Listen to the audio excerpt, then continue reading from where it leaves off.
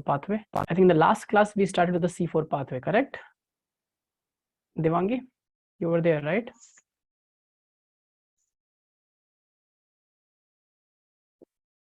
See, someone has... Sir, was there any class on last Wednesday? No, there was no class on last Wednesday. My throat was really bad, so I did not take class then, and I'm so sorry for that. We'll make up for that class that we lost, but before that, when we studied C4 pathway, I think this was the last one that we did. You were there, right? Yes, sir. Yes. So would you like to give me a quick summary? So in the class, there is this one ritual that every class starts with a quick summary, which is given by the student mostly. And for the first 10 minutes of the class, you people are the teachers then in every class. Yeah. Okay, Devangi, would you like to begin?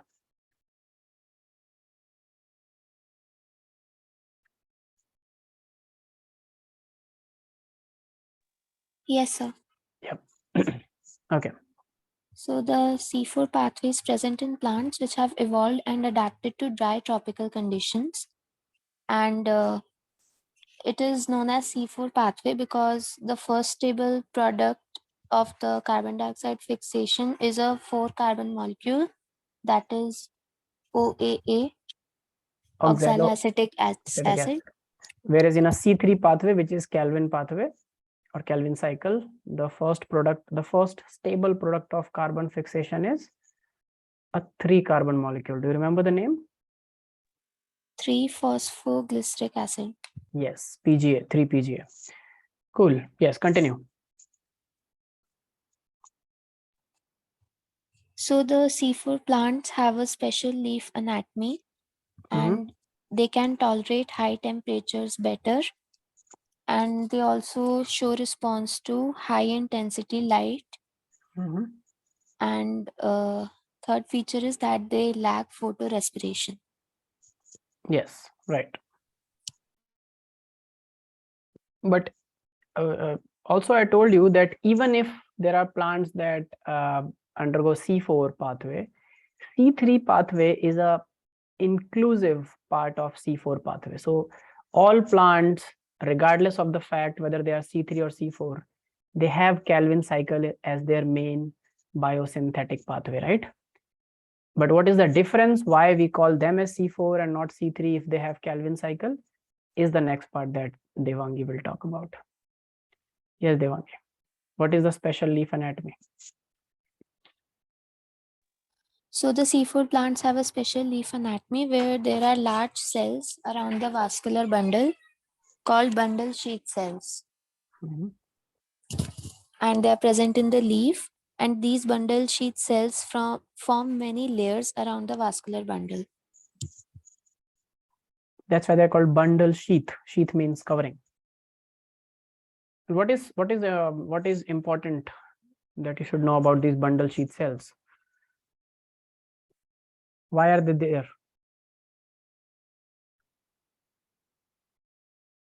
Because they are impervious to any gaseous exchange, right? They don't have any intercellular spaces between them. They are tight gel like cells. Yes, sir. And carbon dioxide enters the bundle sheath cells from the mesophyll through the pores called plasmodesmata. Actually, carbon dioxide never enters. It enters as OAA, oxaloacetic acid. Then carbon dioxide is removed from that 4-carbon chain. And then, remember that? Carbon dioxide from the atmosphere can only enter into the mesophyll cells. The moment it enters into the mesophyll cells, it is captured by an already sitting 3-carbon molecule known as phosphoenol pyruvate, correct? Which is called the C4 pathway, also known as Hatch and Slack pathway. Would you like to summarize this, Devangi?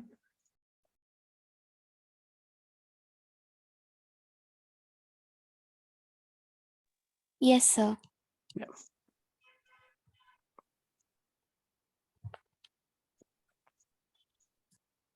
Go on.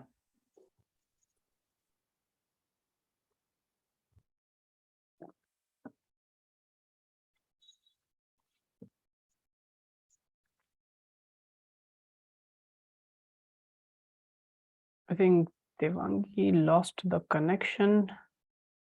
I can't see her.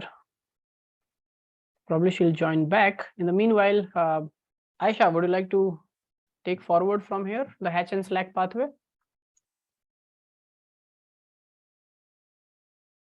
Or the C4 pathway? Can you hear me, Aisha?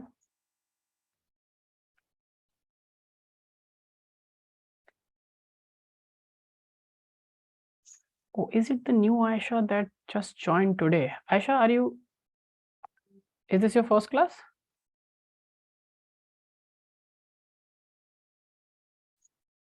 I mean, there's supposed to be two Aisha in the class now. I don't know which one is she, but okay. She's not responding. So going to Iram.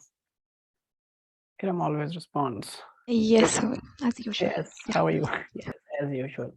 So would you like to take forward from hatch and slack pathway? Yeah. Yep. So give me a second. Yep.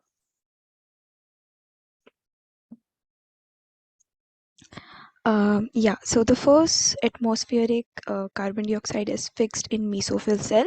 It is converted into carbonic acid and it is received by phosphoenol pyruvate. It is a carbon molecule. And there the fixation occurs and we get oxaloacetic acid, which is 4-carbon molecule, and this enters to bundle sheath cells through plasmodesmata. The first step was fixation, and the second step is transport. In bundle sheath, decarboxylation happens. That means CO2 is removed from OAA, and we are left with we're left with a 3-carbon acid. And that 3-carbon acid will be transported back to mesophyll again and regenerated into phosphoenol pyruvate. Yeah, so this 3-carbon acid is also a pyruvate acid. It's a pyruvic acid only, which goes back and regenerates into phosphoenol pyruvate, and again do the same thing. So this just takes the trip back, because the whole point was to bring in CO2, but not in the form of CO2, but in the form of OAA, and then decarboxylate it back into CO2 and then push that CO2 into the Kelvin cycle. Right? Yes, continue.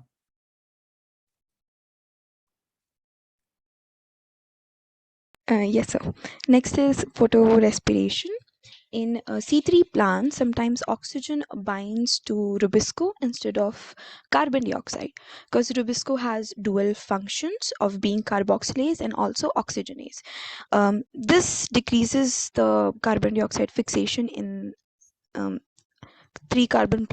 C3 plants, and instead of getting 2 molecules of PGA, now it gets 1 molecule of PGA and 1 molecule of phosphoglycolate, which is 2-carbon molecule, and this pathway is called as photorespiration. In photorespiration, there's no sugar synthesis, no ATP and NADPH synthesis, but CO2 is released and ATP is also used in this process. And lastly, C4 plants, there is no photorespiration. Yes. So photorespiration, till now, as we understand it, we don't understand it actually as scientists, and we are still trying to figure out, is there a significance for this process? Because in the first go, it looks like it's a waste, right? It's a glitch. Plant just wastes energy, and also rubisco, because rubisco has dual action. It, instead of binding to CO2, it can also bind to O2, and then instead of carboxylating the RUBP, it oxygenates the RUBP. As a result, the system is short of 1 carbon. So there are only 5 carbon which are present in RUBP. You need that 6th carbon, which is very important and coming from CO2. So if you don't have that 6th carbon, you will end up making 1 molecule of PGA, which is a 3-carbon molecule, right?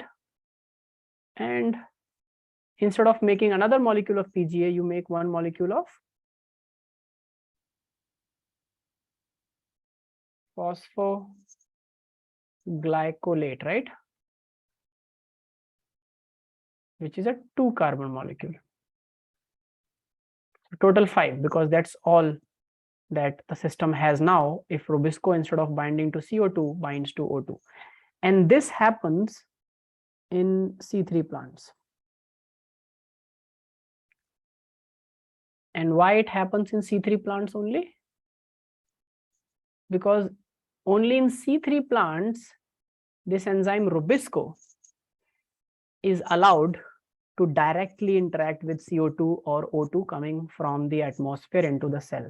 Because C3 plants do not have Cran's anatomy, so therefore they do not have a specialized bundle sheath cells where nothing can enter from outside. It's impervious, no gas can enter. And CO2 also has to be taken into bundle sheath cells as a C4 acid. So here also in this C3 pathway, which is inside the C4 bundle sheath cell, here also Rubisco is there, right? And Rubisco here also, if it gets a chance, it can bind to oxygen. But the point is, it never gets a chance to bind with oxygen here, because in a systematic manner, the system only provides CO2 to this Rubisco. So it will never end up in this situation in a C4 plant. Whereas in a C3 plant, Rubisco can end up in this situation and end up making two different molecules, one 3-carbon molecule, one 2-carbon molecule, and this whole pathway is a waste because it does not end up making glucose or producing energy, ATP or NADPH. Instead, it loses energy in order to release CO2. Make sense, everyone? Yes, sir. Yeah. So that's where C4 plants are better than C3 plants, because they do not show photorespiration and do not waste the energy. So they're very energy efficient plants. Okay, so is this clear?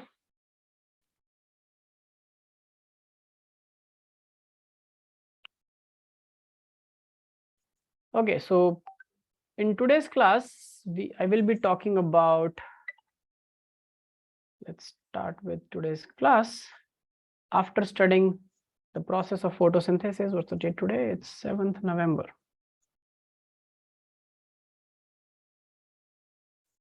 Now let's talk about what are the factors that govern or affect the process of photosynthesis. So we know photosynthesis is a biochemical process. So just like any other chemical process, any other chemical reaction that you do in your chemistry lab, or that happens inside our body, it needs some conditions for these reactions to happen, right? And there will always be certain factors that will limit the reaction, that will drive the reaction faster or slower, or will saturate the reaction, etc., etc. So what are the factors that can affect photosynthesis? So before the factors, let's talk about what are the components of photosynthesis, because those will also be the factors that will affect it. So we need sunlight, right, for photosynthesis, because the word photo and synthesis, photo means light, right? So either sunlight or any source of light that contains the specific wavelength from which the chlorophyll A, the center, reaction center, can get activated. Remember, people? So we need source of light. So availability or non-availability of sunlight, can it be one factor that can affect photosynthesis? Just say yes or no. Yes. Yes, it can be, right? Second thing, just like any other chemical reaction, this is also a biochemical reaction. So it can be affected by temperature, right?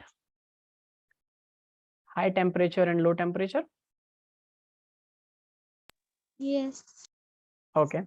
So when we are listing down factors, let's say first is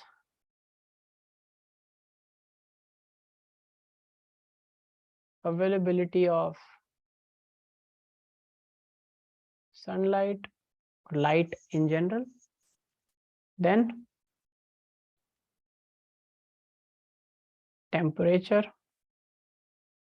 Then anything else?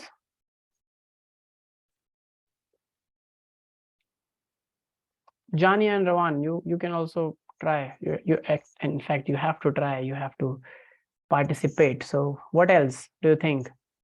Keeping in mind that photosynthesis is a biochemical reaction, so what factors can affect it? It's a simple question. How they affect it, that I will teach you. But you have to make a guess what factors can affect it.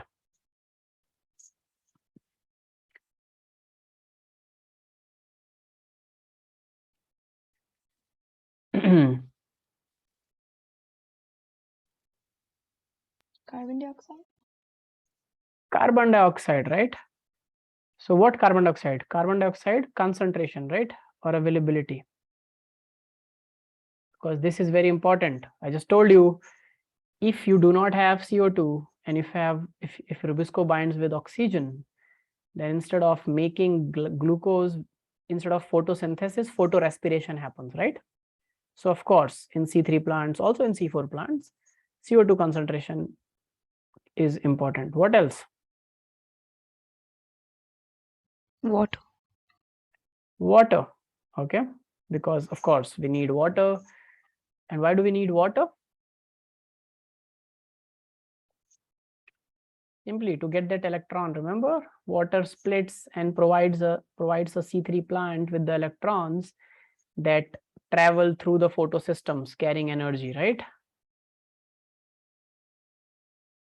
Remember? Yes, no, something. Yes. Yeah.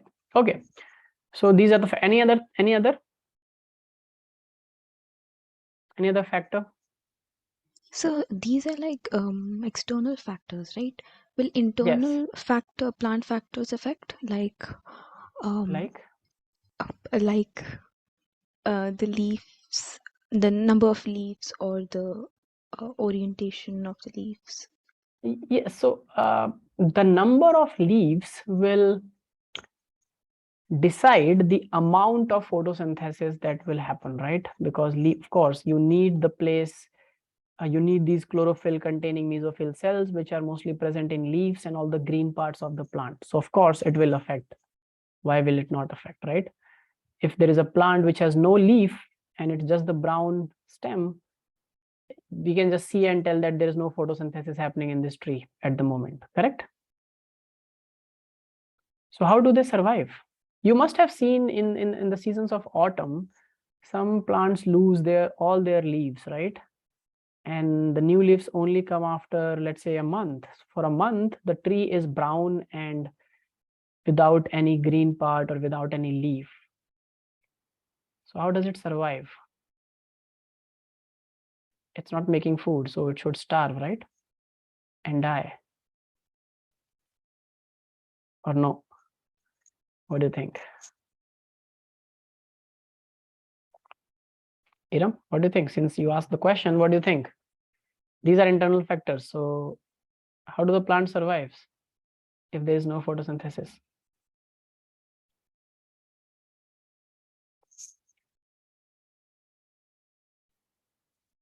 Any idea? Any guess? See, make guesses. No. What will happen at the worst? You will be wrong. Nothing to lose, right? We all are wrong at some or the other point.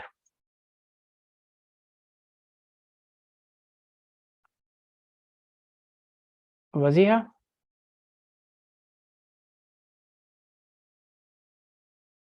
It's surprising that everyone is silent today.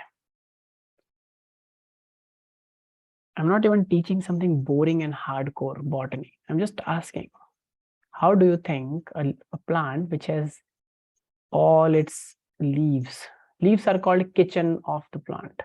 So let me ask this question in a more common, whenever stuck in biology, go to the common scenarios of life. How can you survive in a home without a kitchen? Will you die in a home without a kitchen where you cannot synthesize your own food? No. No. So how will you survive? I think food is important, right? But you cannot make it. You get it from somewhere else. You get it parceled, right? It's like pre-cooked. So where do plants get it parceled from? Amazon, Swiggy. I don't know if it's there where you stay, but I think you know what I'm talking about, right? Zomato, all these food delivery outlets. So one thing is get it delivered. What is the other thing? Rely on the stored food, right? Pre-packed stored food, which you don't have to cook again. So plants, when they are doing photosynthesis, I told you that they make a lot of food, much more than it's required at that day. So what they do? They store all the rest food in their stem and roots and in fruits or other parts. So even if they shed all their leaves, waiting for new leaves to come for the next season, they can survive on the stored food that is there in the plant tissues. Is it clear, everyone? They have a lot of stored food. Okay. For a tree, staying leafless for a month is like for a human not eating and relying on our stored food. You know, our cells also have stored reserves. Our liver have a stored reserve of glycogen. Whenever we starve or we are fasting, the glycogen starts converting and making new glucose, which can come into the blood and do the process of energy production, because we need energy. So we have reserves. We don't depend on food 3 times a day. And if you don't get a food, you will not die. In fact, you will die faster without water than without food. You know that? Air, water, and food. This is the series in which it goes. So dehydration can kill you faster than starvation. Okay, cool. So these are the factors, and yes, internal factors will matter. For example, just the availability of chlorophyll. If a plant cannot make chlorophyll, or if a plant cannot, replenish chlorophyll, or the chlorophyll is faulty, not working, there is a mutation or something like that, then also the photosynthetic rate goes down. And in fact, there are many plants which cannot rely just on active photosynthesis for their survival. So they find other modes. Do you know that plants can also be parasitic? There are parasitic plants, there are insectivorous plants, there are carnivorous plants. Do you know that, people? Yes. This is very interesting, no? A plant which is eating animals, pitcher plant, sundew plant, but they are green, they look green. So they do photosynthesis, but why do they trap insects, and why do they kill insects and digest insects then? Why are they insectivorous and carnivorous? Or a plant like I remember the name in Hindi, it's called Amar Bale. It's like a creeper, leafless, it's like brown. It is parasitic to other trees in the jungle, so it just twists and turns around other trees and just extends its root like nodules inside their bark and take energy from them. So it's a parasitic plant. It does not photosynthesize as its own food, but still it's a plant. Okay, anyways, so let's come to these factors one by one. Let's first come to light, availability of light. So how do you think it depends on light, people? Remember the experiment that was done very early by scientists to figure out that light, just particular wavelengths of the light are responsible for photosynthesis, right? Do you remember the experiments by Engelmann and others? I taught you very early in this chapter. Yes. So what happens? Let's say, how is light responsible? Let me make a graph where on y-axis,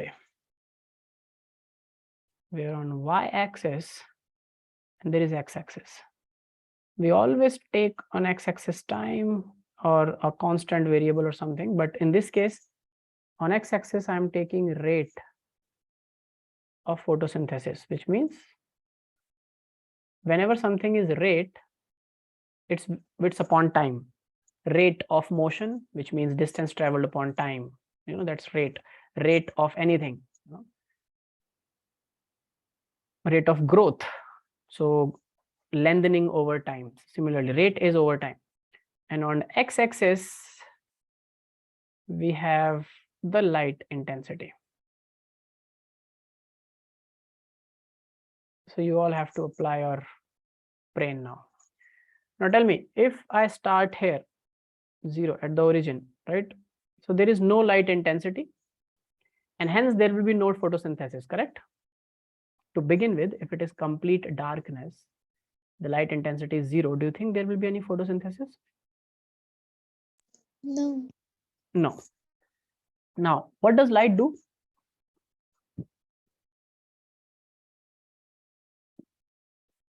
What role does light play in photosynthesis? Just tell me. You have studied this. It excites the electron. It excites the reaction center, right? So it has to provide energy that can excite the electron, and electron can go from photosystem 2 to photosystem 1, and ATP and NADPH can be produced using this energy, correct? Yes or no? Yes.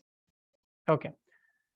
Now let's start. Let's say that as I am moving forward, light intensity is increasing. Okay. So what will happen to the rate of photosynthesis? From 0, if it is 10, 20 in intensity, what will happen to photosynthesis? It will also increase, correct? Because now we have energy to excite the electrons. You understand, yes or no? Yes, sir. So till one point, it will follow a linear relationship. Linear means as you increase the light intensity, the rate of photosynthesis increases. But which of the following parameters have a limit?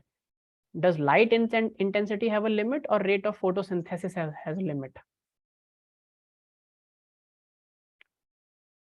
Light intensity Has a limit?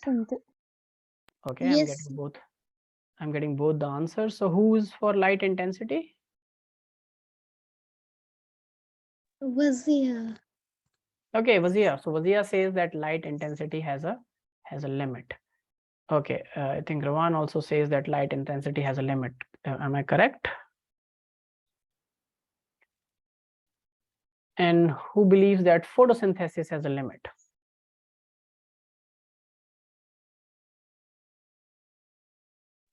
No, sir. I think rate of photosynthesis have a limit.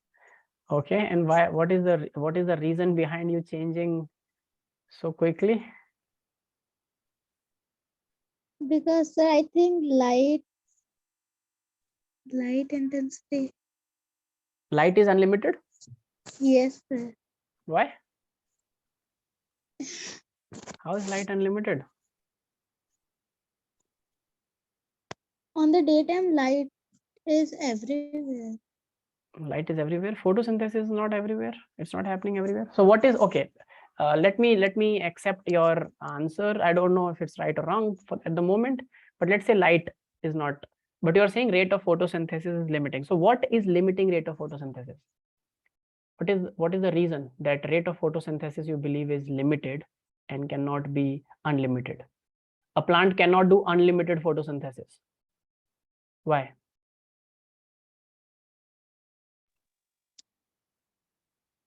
Because, sir, at the time they don't need to do I don't think that they always do photosynthesis, because at night they do not do photosynthesis. Is that true, Iram? Iram would like to counter argue, I think. Do you agree with Wazia? Iram? Do plants don't do photosynthesis during the night?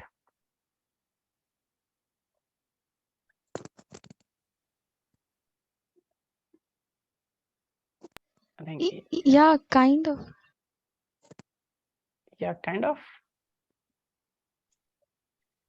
Remember I told you that there are two kind of reactions in photosynthesis, the light reaction and the dark reaction. Light reactions are called light reactions because they are dependent on light. And these are the reactions which produce ATP and NADPH, the Z scheme that happens in the presence of light only. But dark reactions are just named dark reactions because they have to differentiate them from the light reactions. it does not mean that it only happens in the dark. It can happen anytime.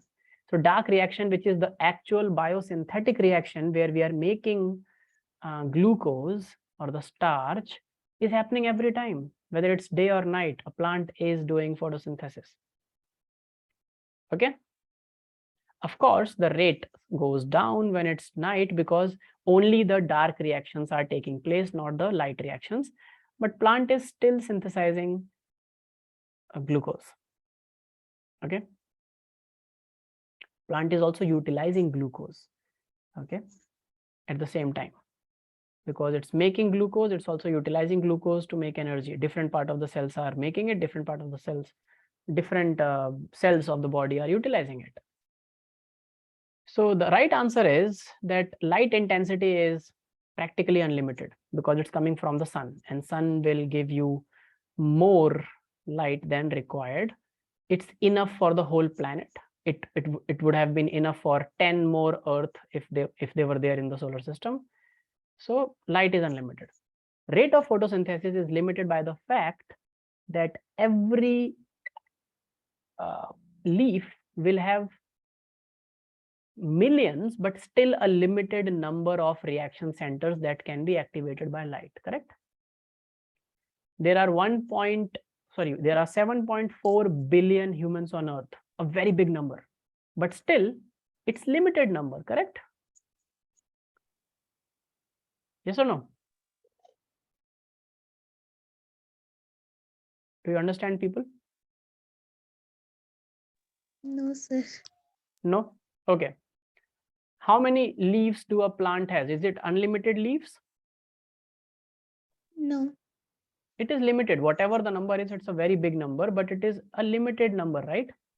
Yes. But how many rays will come out from a sun? It is unlimited. So it's simple, no? What is limiting?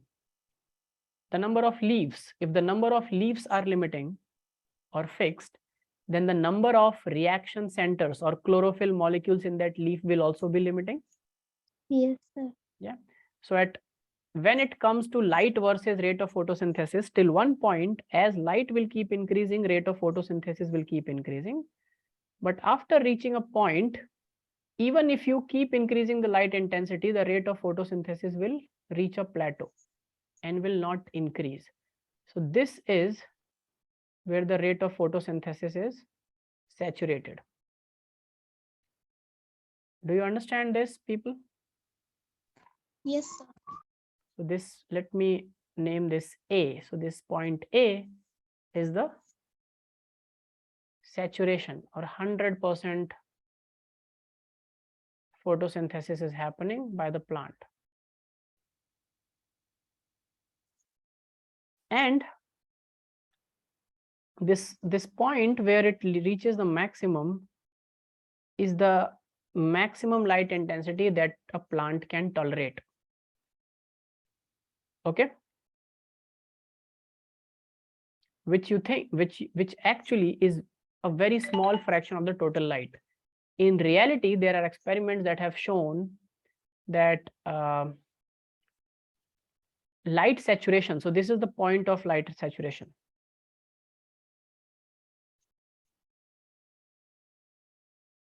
Point of light saturation for a plant. And the point of light saturation comes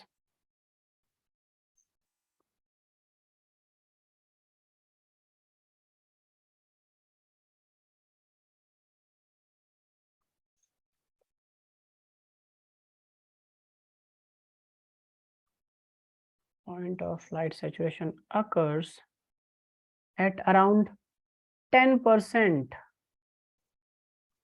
of sun's intensity.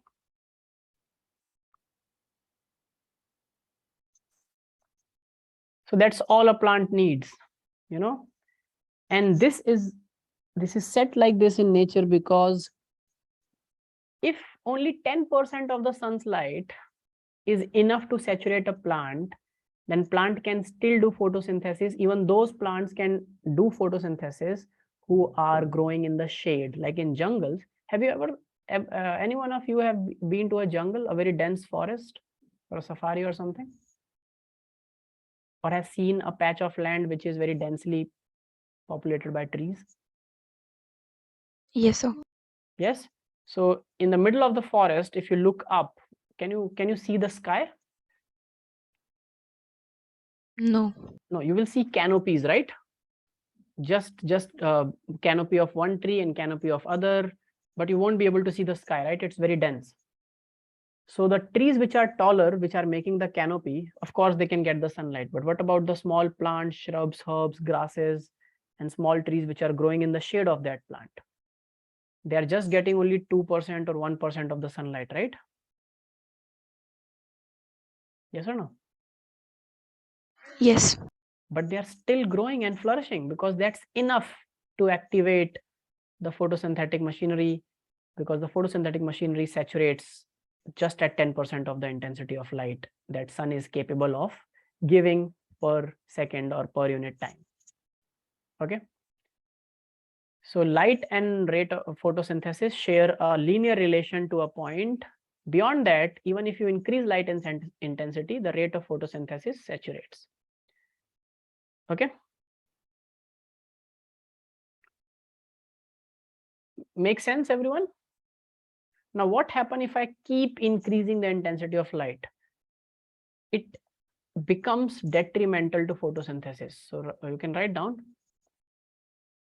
if the intensity of light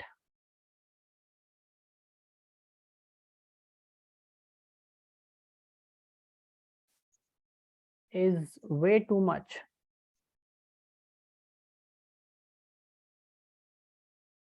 so the same energy that should, it's just like cooking.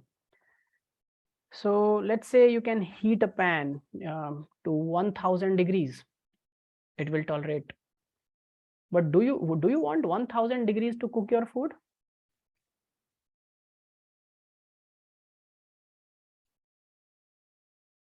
No. So what will happen to the food if you give 1000 degrees to the food? Will it cook faster? And will it be tastier? It won't No. be faster, it will burn, right? You understand?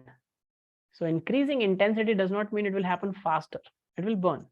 Similarly, if you increase the intensity of light too much, instead of just activating the reaction center of photosynthesis, it will, because it's very high energy rich, light has energy in terms of photons. So these photons will keep bombarding the electrons of every molecule, and they will start degrading and breaking down chlorophyll itself. So if chlorophyll itself gets degraded, what will happen? Will photosynthesis increase or decrease? Decrease. Decrease. If intensity of light is way too much, you can write, it degrades or breaks down.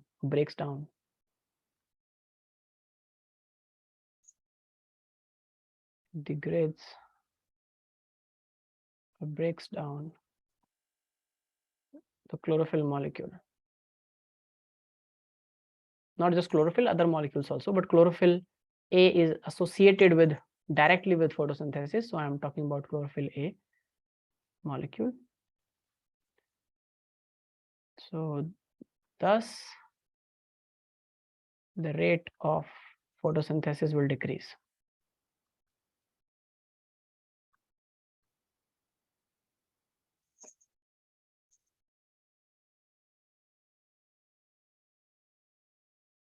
Is it clear? So at lower intensities of light, photosynthesis goes linear relationship. It flourishes, increases. At one point of time, it saturates. Then even if you increase intensity, nothing happens. If you keep increasing intensity, then I will show it here. If I keep increasing, then after a point, it will come down again, right? Because this is the point where chlorophyll breakdown started. Understood, everyone?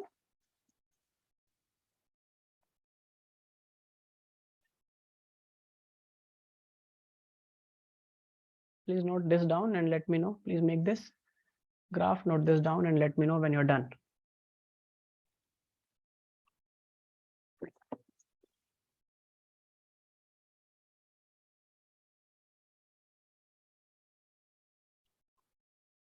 Is the logic clear to all of you?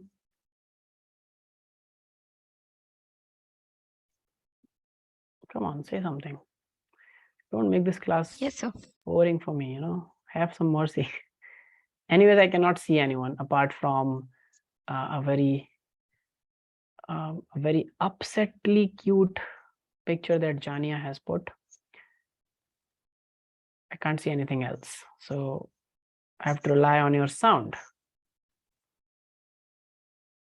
So please speak. Shall we move forward to the next factor?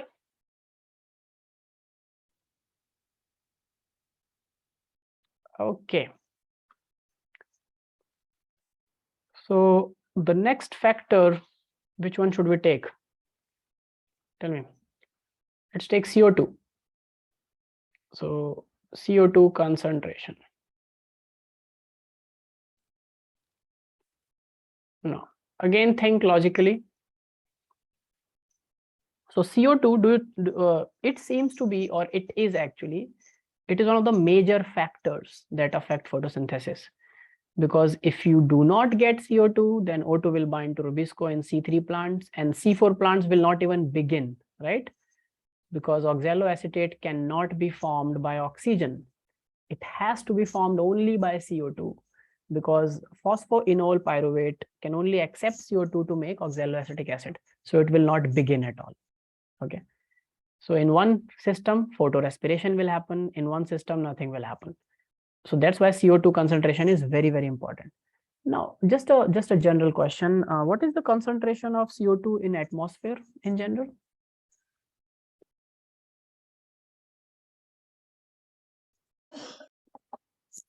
Anyone has any idea? 0.03. 0.03. I think it's 0.3% in atmosphere. Okay. And this itself is a big problem because CO2 is increasing, and even if it is becomes 0.35 or 0.4, it's a big problem. But what is the concentration of oxygen in atmosphere?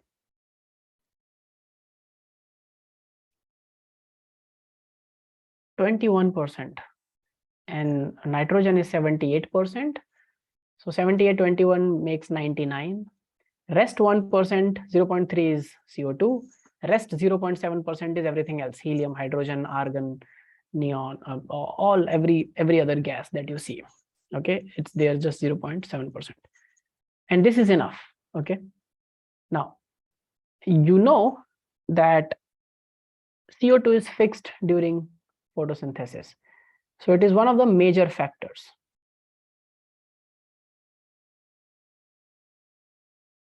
Now, how? What happens if the CO2 concentration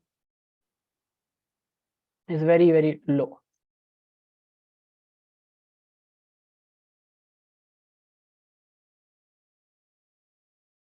I think it's... Can someone just cross-check this if it is 0.3 or 0.03 to begin with? Anyone has an active internet? I'm just a little confused here. Iram, will you do this for me? Let's move forward till Yes, then. I'm doing. Yeah, okay. By that time, the question is, what happens if plants do not get CO2? So it will have different effects for C3 and C4, as I told you.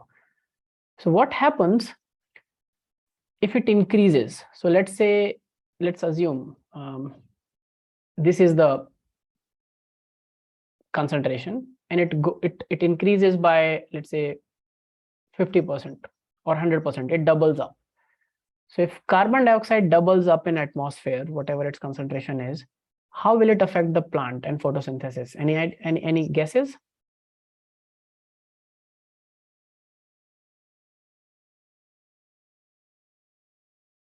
Do plants love to, like, if I keep increasing CO2, will it be a good thing for plants?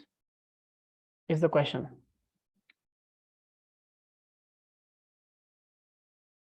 And no one is interested in answering. Okay, Anyways, but Iram, can you please tell me? So it's currently showing 0.04. Oh, then it will be 0.03 actually. So yes, it's 0.03 to 0.04. Okay. There's always a range, but I just wanted to know the decimal. So if it is 0.03, let's say for our understanding, we are taking it at 0.03. It's a range 0.03 to 0.04, which is like even less, very less. So what has been figured out and studied is that if this number goes till increase in CO2 concentration by around 70%, okay, which will be 0.05% in total. So 70% of current value of its, let me write it, 70% of the normal value. So normal value is 0.03. If you just add around 70% in that, you will realize that the value can go up to, if you add 100% more, it will be 0.06, right?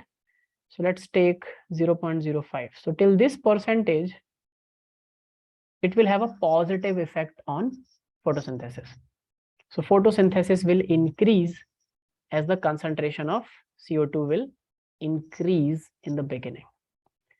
After that, if you increase the CO2 levels more, which humans by their activities and burning fossil fuels and a lot of coal and all these things we are doing.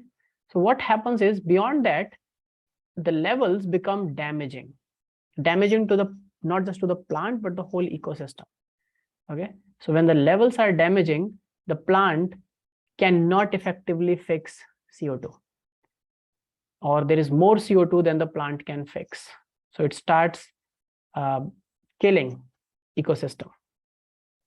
So it can only tolerate CO2, though it's a very, very important factor for plant, but it can only tolerate it within a very narrow range. And the range is 0.03 to 0.05% of CO2 in atmosphere. So just remember this, okay?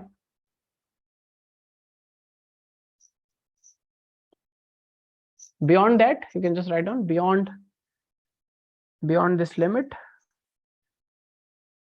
CO2 becomes damaging to the living systems over time. Damaging to the living systems over time. Is that clear, everyone?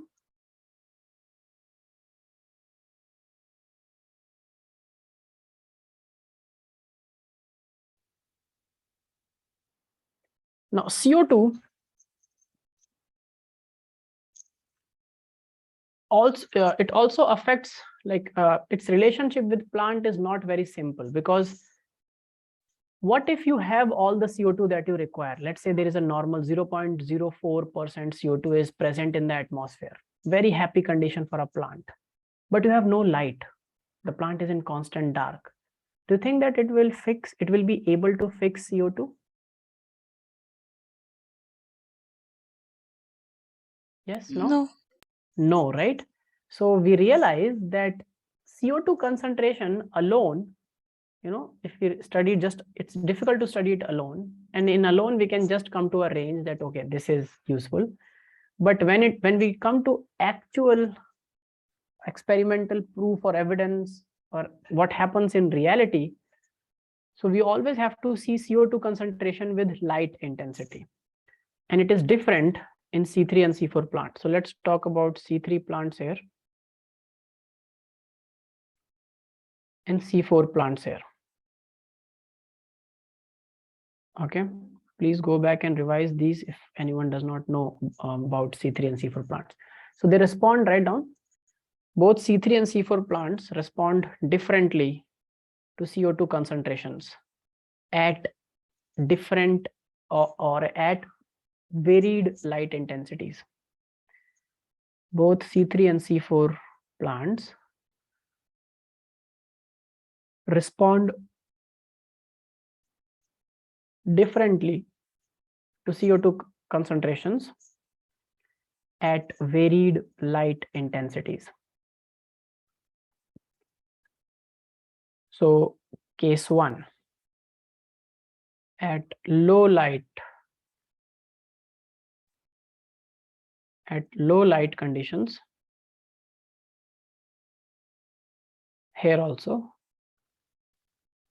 at low light conditions, what do you think will happen? When low light condition is there, you can understand you have limited amount of sunlight available, right? So the plant will try to respond to normal concentrations of CO2, but it will not be able to respond to high CO2 concentration, because to fix CO2 or to cook food, we need gas, fuel. Now, if you just have a less amount of fuel, you would not like to cook 10 kgs of rice, right? You will say, okay, I have less fuel, so I'll just settle for 1 kg of that food. I will able to cook that. Make sense, yes or no? So at low light conditions, when energy to activate photosystems and to make ATPs and NADPH is limited, both C3 and C4 plants, write down. At low light conditions, both C3 and C4 plants do not respond to high CO2 concentrations. Same here. Do not respond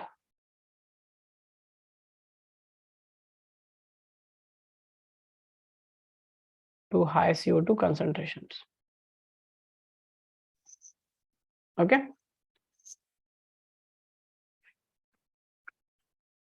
Now, what happens when the light intensity increases? Scenario 2.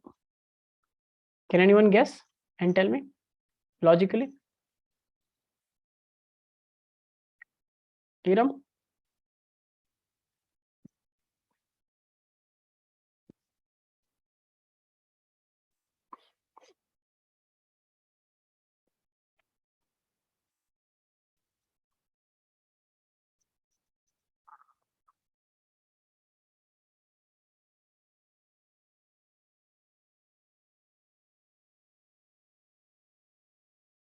Any idea what happens when the light intensity increases? No one?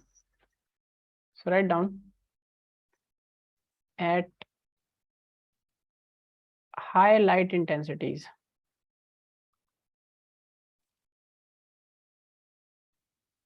or high light conditions,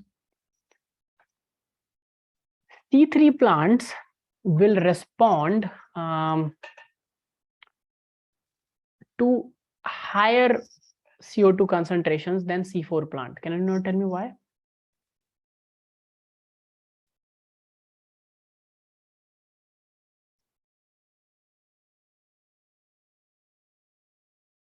Higher CO2 concentration, and the value is C3 plants can respond to high CO2 concentrations up to a level which I'm not very sure, but it's around 450 microliter per liter concentration, whereas the C4 plant at high light intensities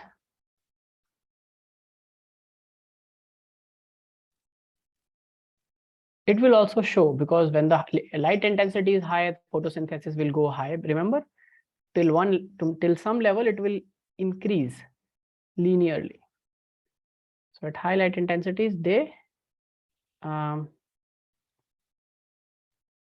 respond, but they do not respond to as high concentration as C3 plants can respond. So they respond to CO2 concentrations up till, I think, 360 microliter per liter. So clearly this is more and this is less, but both are responding, but C3 is responding better. Anyone can think why?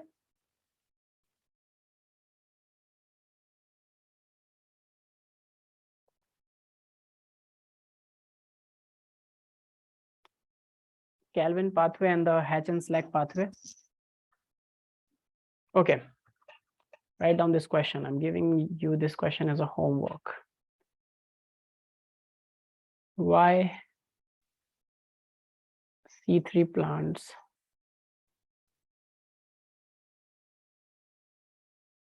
can respond to higher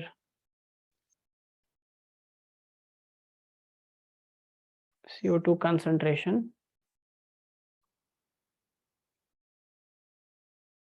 than C4 plants, or as compared to C4 plants. This is your homework question. Just sit back and revise, and the answer is crystal clear in front of you. Anyone, if want to try in the class, can try giving the answer. Any attempt? No. Okay. But just know that this happens. And just because this happens, so mostly C3 plants, for the fact that they respond to high CO2 concentrations, so they are used as greenhouse crops. Okay. So write down.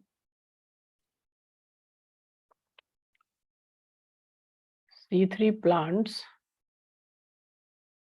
like a tomato. You will see people growing tomato. Yes, Iram. So I want to give a guess regarding Yes. this question. Yes, great.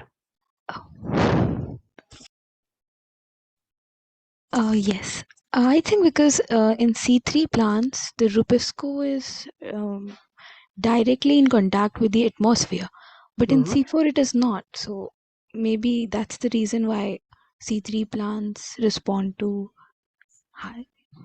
Yes, you're very close. But before rubisco, you're right that in C3, rubisco can directly, receive CO2 from atmosphere.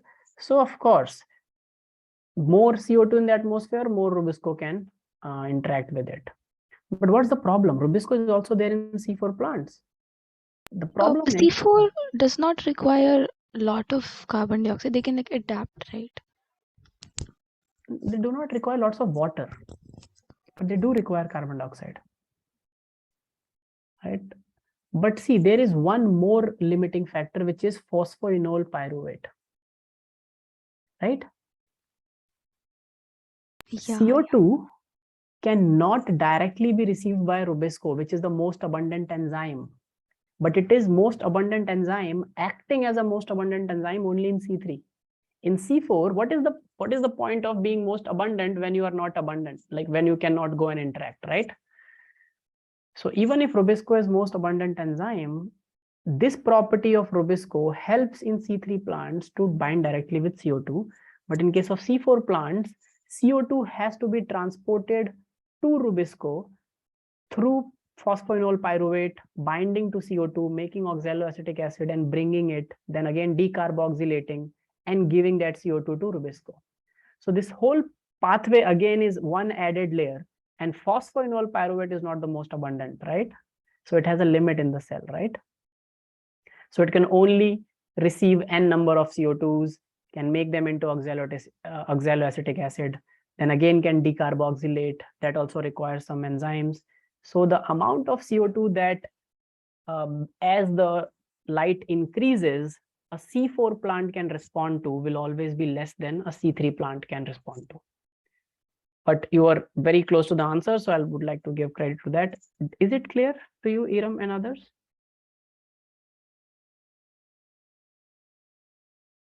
Yes. Yeah, okay. So for that reason, okay, so the answer got solved actually, but yes, please go back and think about it in detail. So for that reason, C3 plants like tomatoes and bell peppers, they are cultivated in greenhouse gases. Because what happens in greenhouse? In greenhouses, sorry, not greenhouse gases.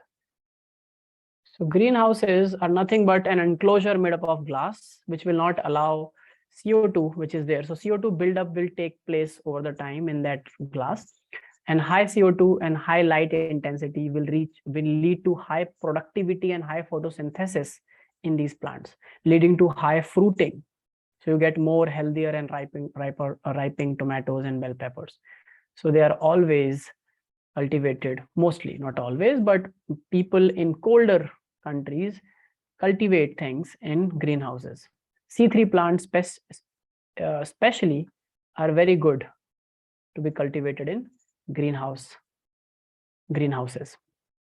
Okay, because greenhouses have, you can write down, greenhouses have enriched CO2 atmosphere that leads to higher yield.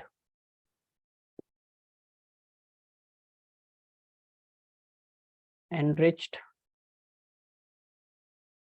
CO2 atmosphere, so there is higher yield,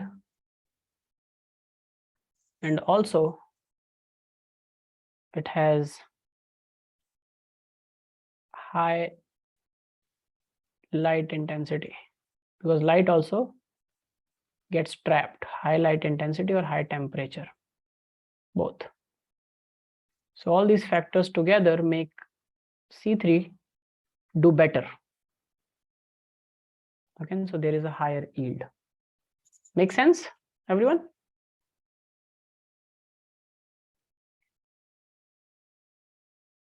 Yes. Yeah. Okay, so this was CO2 concentration B. Now let's go to third. What was the third factor? CO2 is done, sorry, temperature. Now temperature is somewhere you must have gotten an idea through light. So please do the honors and tell me, what do you think? So how will temperature affect photosynthesis? What do you think?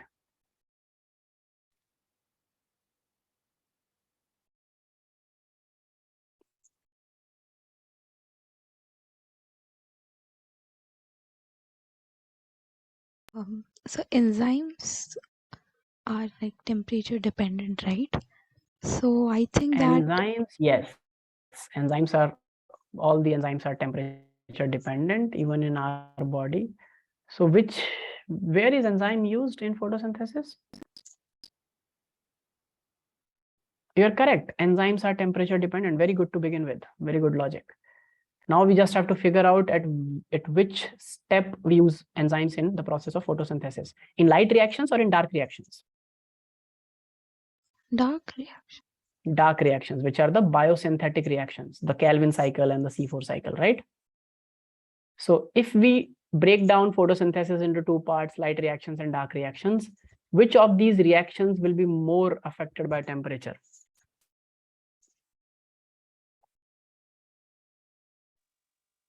Dark reaction. Dark reactions. Okay, so you can write down the dark reactions of photosynthesis.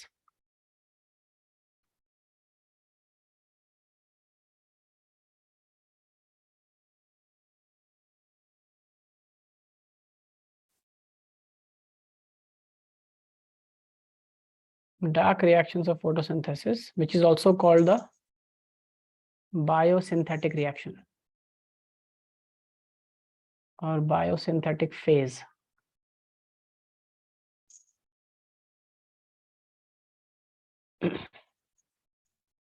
is more temperature sensitive.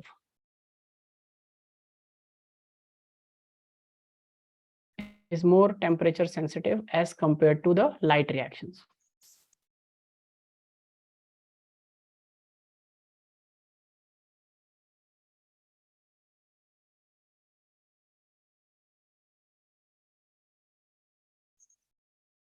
Okay, it's not like light reactions are not at all affected by temperature. They are too affected by temperature. Because again, you know, how will temperature keep rising? Because of sunlight. So in nature, there is one way to temperature rise, that is more sunlight, correct? Unless and until you are boiling a plant or putting steam on a plant. So there is more sunlight, so there is more temperature. And also it could happen because of greenhouse effect, there'll be more temperature. So as the light intensity increases, temperature also increases, and dark reactions are more sensitive than light reactions. This is first thing. But you know that when I was teaching you C4 plants, I told you that C4 plants are adapted for arid and dry conditions, right? Yes or no? Yes. And in an arid and dry environment like a desert, the temperature is always high, right? So C4 plants respond to high temperatures. Okay.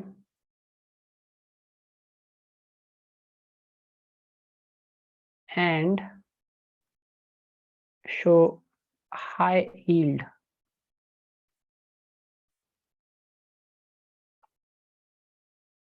Okay. Whereas C3 plants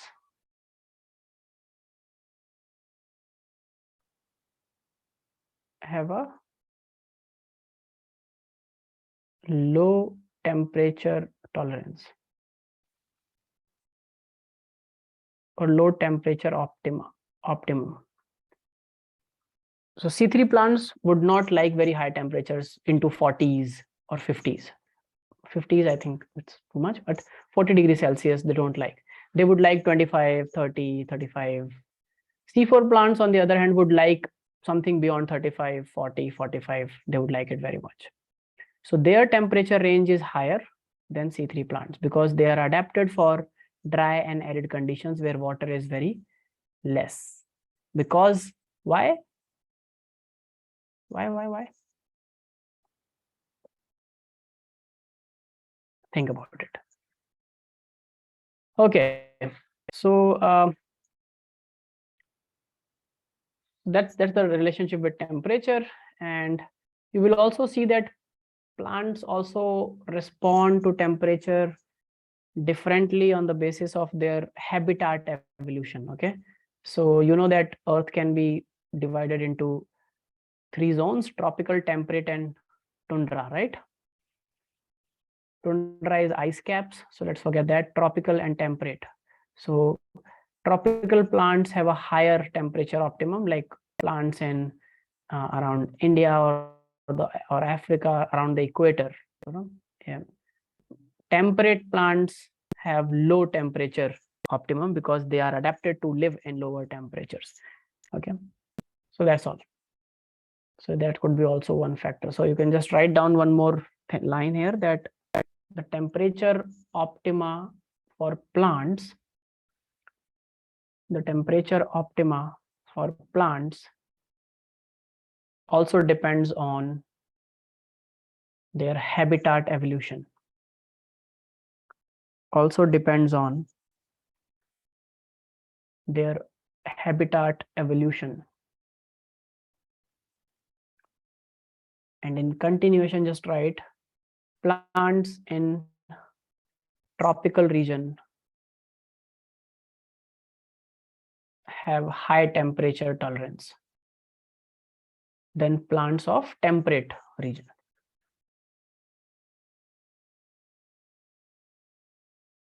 plants of tropical region have high temperature tolerance than plant of tropical region. So this is on the basis of their how they have adapted over time in evolution. Yes, I think that's all you need to know. Now let's go to the last factor. What is left? Which factor is left? Water. Water.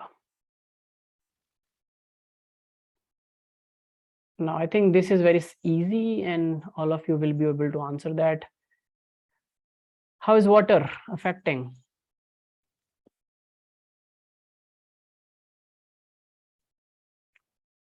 Do you think water is a major factor for photosynthesis? Okay, when I'm talking about water, I'm talking about water's effect on photosynthesis. Okay, till now, whatever we have studied, temperature, light, and CO2, they directly affect photosynthesis and does not so much affect the organism.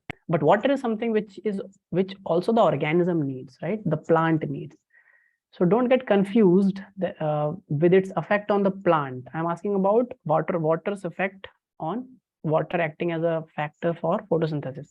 So do you think water is a major factor that affects photosynthesis? No. No. Why?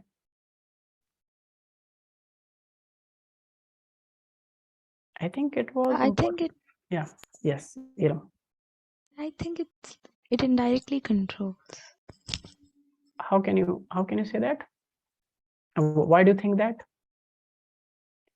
Don't you think water is important for providing in the Z scheme that continuous supply of electrons to the photosystem 1, the reactions, photosystem 2, the reaction center of photosystem 2, that's done by water only. Splitting of water is a reaction. So if you don't split water, you won't be able to give them electrons, a continuous supply of electrons. So how do you think it is an indirect regulator and it's not a major contributor?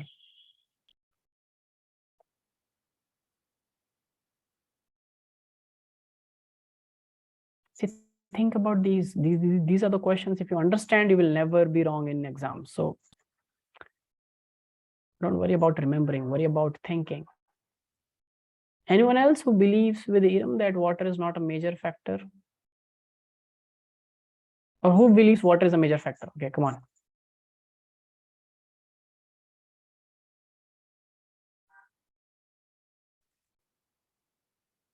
So when I say something, you know, I might also be trying to confuse or test your knowledge or your concepts.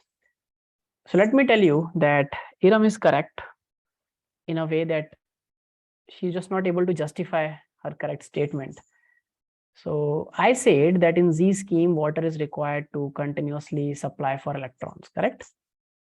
But remember, I also told you that there is a Z scheme is a type of phosphorylation process, which is called non-cyclic photophosphorylation, right? In a non-cyclic photophosphorylation, you lose electrons at the end. So you need continuous supply.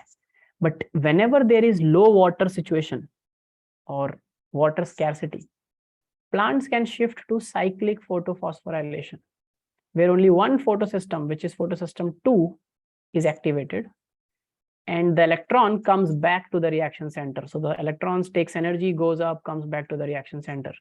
In that, you do not need water to directly affect photosynthesis. Make sense, everyone?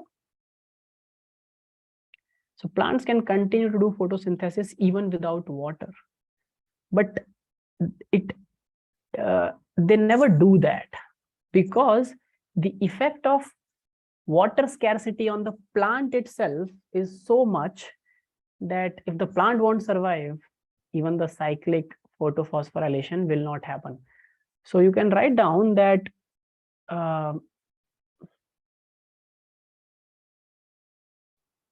the effect of water, write down the effect of water on photosynthesis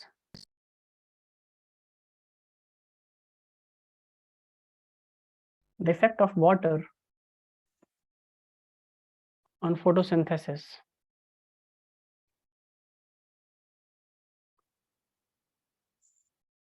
Is not very great, or not very greatly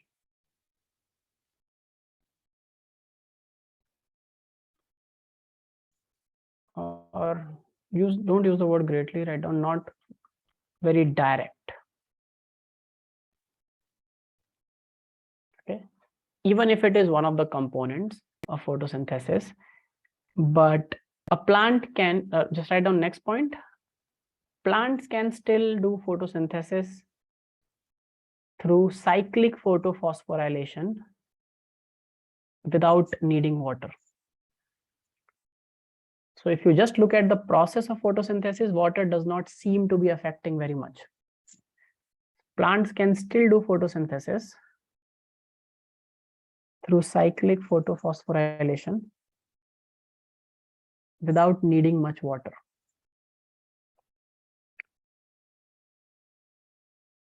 But whenever you don't give water to plants, plants die, right? So write down, it is the direct effect of what it is the direct effect of water on the plant. It is the direct effect of water on the plant's physiology rather than on photosynthesis,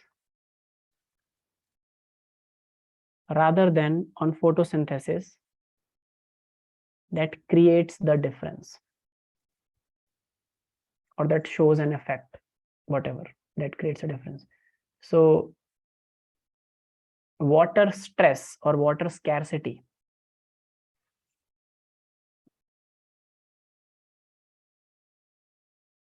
water stress or water scarcity, though it will not affect photosynthesis directly, but will lead to many things.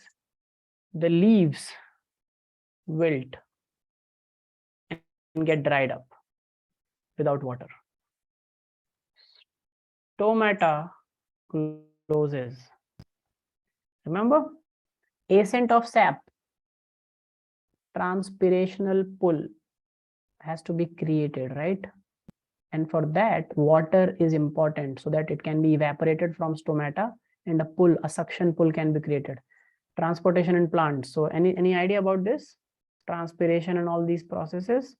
If no, then we will study, don't worry. So it makes the leaves wilt, the stomata close, the roots dry.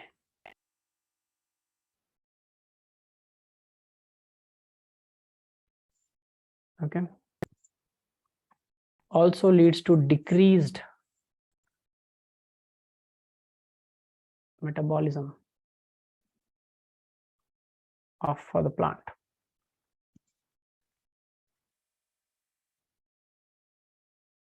Decreased metabolism.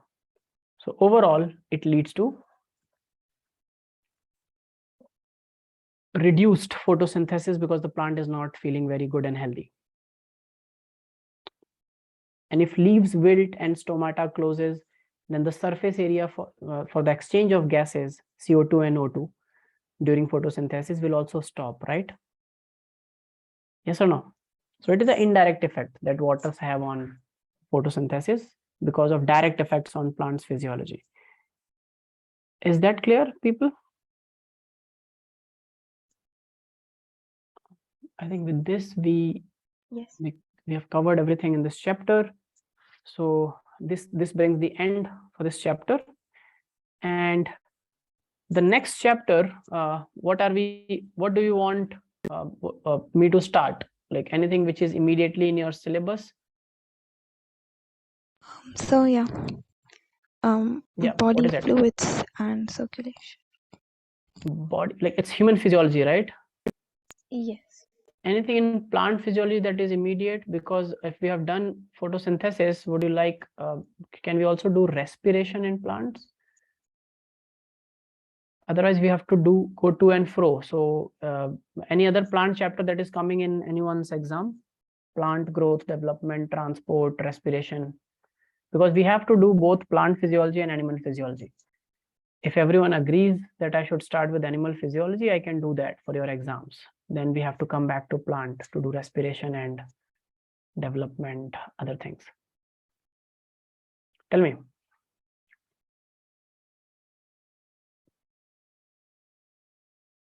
Which chapter did you say, Hiram? Body fluids, chapter 18. Chapter 18. Everyone is okay with chapter 18, body fluids, or any other plant chapter do you want me to finish before I move to animal physiology? Okay, so I can see one thumbs up. I think it's Rawan. She's okay. Waziha is okay. Iram is okay. Anyways, Aisha and Jania, okay with me starting animal physiology and then come Yes, back sir. to plant? We have to do this to and fro because syllabus differences in different schools. So Aisha and Jania, are you okay? Yes, sir. Yes. Okay. Aisha?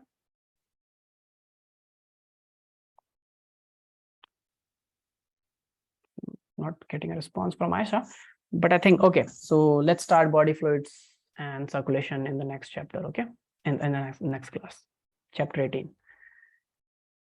So please bring your doubts. If you have any doubts, you can ask doubts from plants as well when I'm doing the animal physiology, no problem, okay? Anyways, we have to do everything, but we will just go to and fro for the sake of examinations as well. Okay, so see you in next class, everyone. Take care. Bye-bye.